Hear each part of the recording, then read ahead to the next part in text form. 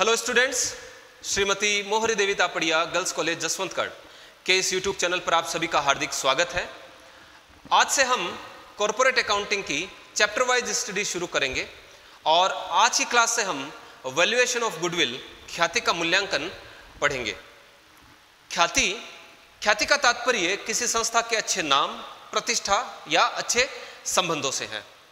अन्य संपत्तियों की भांति ख्याति भी व्यवसाय को चलाने में और लाभों को कमाने में सहायता प्रदान करती है। इसलिए ख्याति व्यवसाय की एक संपत्ति है, लेकिन ख्याति अदृश्य है। इस वजह से ख्याति एक अदृश्य संपत्ति, इनटेंजिबल एसेट्स कहलाती है। ख्याति एक ऐसा तत्व है जो ग्राहकों को व्यवसाय की ओर आकर्षित करती है। तो जिस संस्था की ख्याति अधिक है वहां ग्राहक, बड़ी संख्या में ग्राहक उस संस्था से जुड़ते हैं और विक्रय में बढ़ोतरी होती है, जिसका अंतिम परिणाम यह होता है कि लाभों में बढ़ोतरी होती है। तो दो एक समान व्यवसाय करने वाले व्यापारियों की ख्याति भी अलग अलग हो सकती है। तो ख्याति किसी संस्था की एक विशिष्ट संपत्ति है। प्रत्येक संस्था के लिए ख्याति जो है विशिष्ट होती है, यूनिक होती है।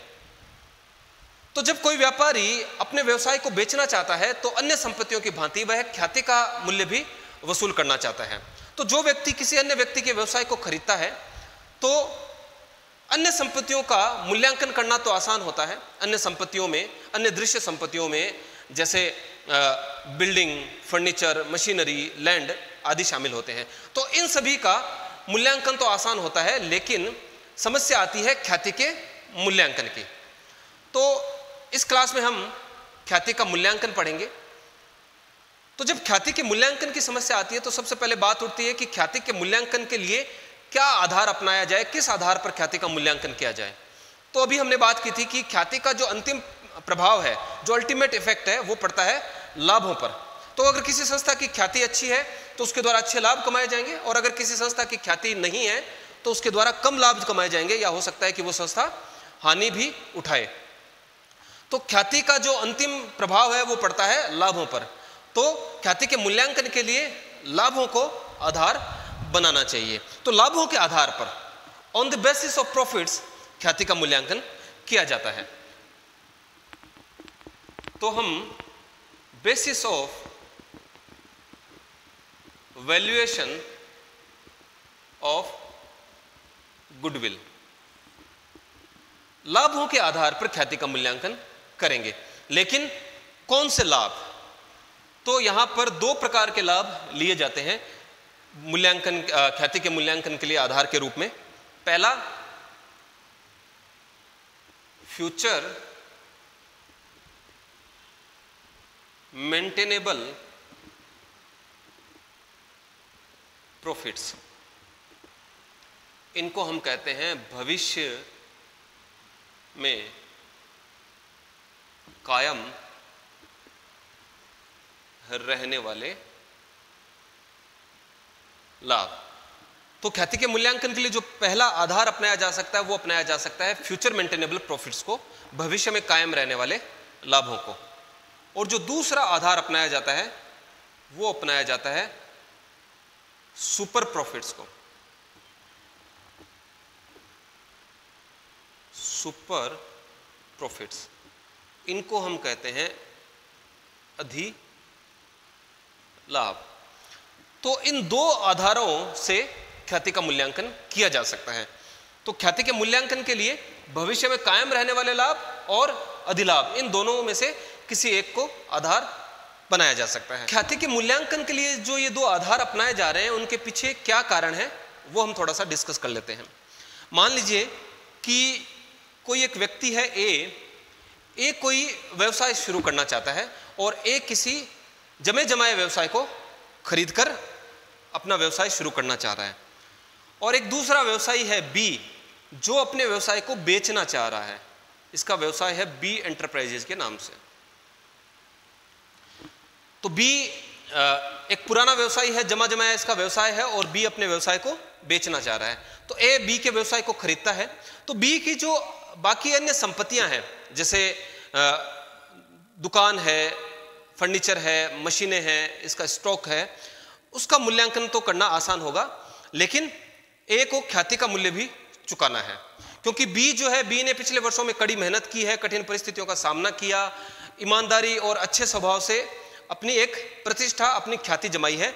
तो बी इस मेहनत का पैसा जो है ए से वसूल करना चाहेगा, और इस ख्याति की वजह से ही जो बी का व्यवसाय है वो व्यवसाय एक स्थापित व्यवसाय है, एक जमा जमाए व्यवसाय है, और बी अच्छे लाभ कमा रहा है।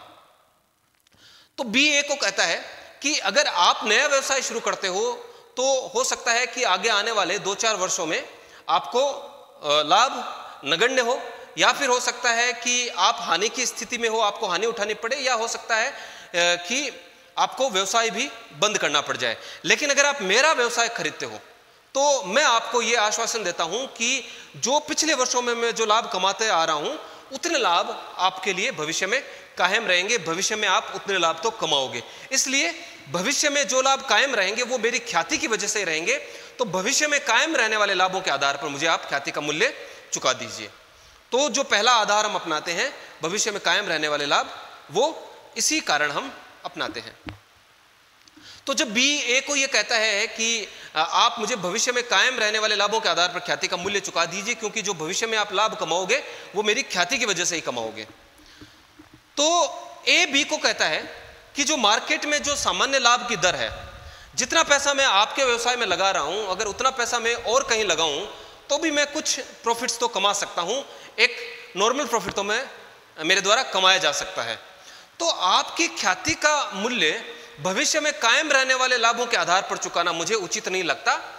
अगर आप मार्केट के जो नॉर्मल प्रॉफिट्स हैं उससे अधिक लाभ कमाने का अगर मुझे आश्वासन देते हो तो उन अधिलाभों, उन सुपर प्रॉफिट्स के आधार पर मैं ख्याति का मूल्य चुकाने के लिए तैयार हूं।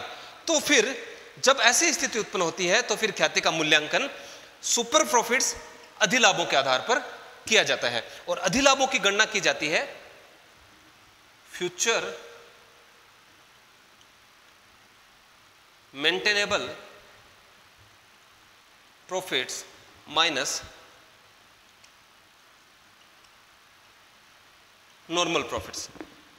कारण यह है कि ए बी को कहता है कि मैं आपके व्यवसाय से भविष्य में कुछ लाभ कमा लूंगा, जो पिछले वर्षों में आप लाभ कमा रहे हैं वैसे लाभ भविष्य में मेंटेन रहेंगे, कायम रहेंगे।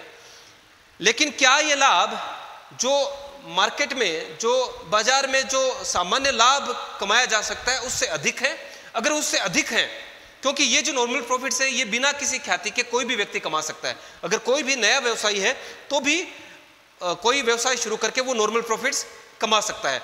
लेकिन अगर इन नॉर्मल प्रॉफिट से अधिक लाभ अगर मैं आपके व्यवसाय की वजह से कमाऊं फ्यूचर में, तो फिर मैं उन अधिलाभों के आधार पर आपको ख्याति का मूल्य चुका सकता हूं। इसलिए दूसरा आधार अपनाया जाता है अधिलाभों को। तो ख्याति के मूल्यांकन के लिए भविष्य में कायम रहने वाले लाभों को भी आधार अपनाया जा सकता है, या फिर अधिलाभों को आधार अपनाया जा सकता है। तो हम इस चैप्टर में भविष्य में कायम रहने वाले लाभों के आधार पर और अधिलाभों के आधार पर, दोनों के आधार पर ख्याति का मूल्यांकन करेंगे।